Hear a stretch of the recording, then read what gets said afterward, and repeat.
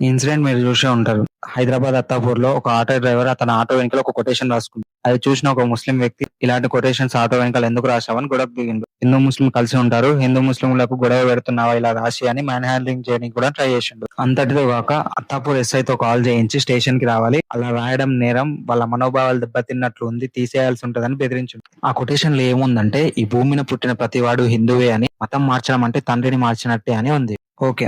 Auto ఆయన అలా రాయడం తప్పే అనుకుందాం.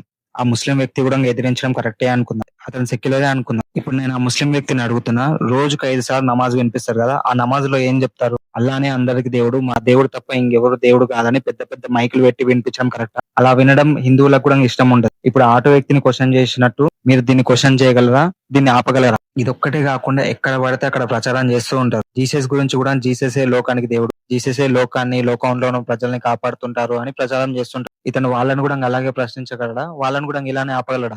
హిందూ మహిళలని బలవంతంగా లవ్ జిహాద్ పేరుతో మత మార్పిడి చేస్తున్నప్పుడు ఏడికి పోయింది ఈ సెక్యులర్ ముస్లిం? ఎందుకు ప్రశ్నించలేదు హిందువులకు ముస్లింలకు మధ్యలో గొడవ పెడుతున్నారని? వాడెవడో ఇరాన్ లో ప్రెసిడెంట్ చనిపోతే ఇండియాలో నడి రోడ్డు మీద ధర్నాలు చేసిరు, గొడవలు చేసిరు. ఇరాన్ కి డొనేషన్స్ కూడా ఇచ్చారు. అప్పుడు ఏడికైంది ముస్లిం వ్యక్తి? పక్క దేశం మూడు చనిపోతే మీరెందుకు ధర్నాలు చేస్తున్నారని అప్పుడు ఎందుకు ప్రశ్నించలేదు? ఎందుకు దేశాల మధ్య గొడవలు రేపుతున్నారని అప్పుడు ఎందుకు ప్రశ్నించలేదు? ఎందుకు ఎదుర్కోలేదు?